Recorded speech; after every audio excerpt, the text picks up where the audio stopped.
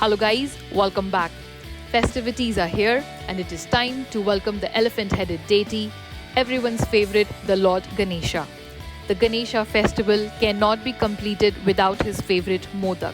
However, this time around, it's with a chocolate twist. So come, let's get cooking.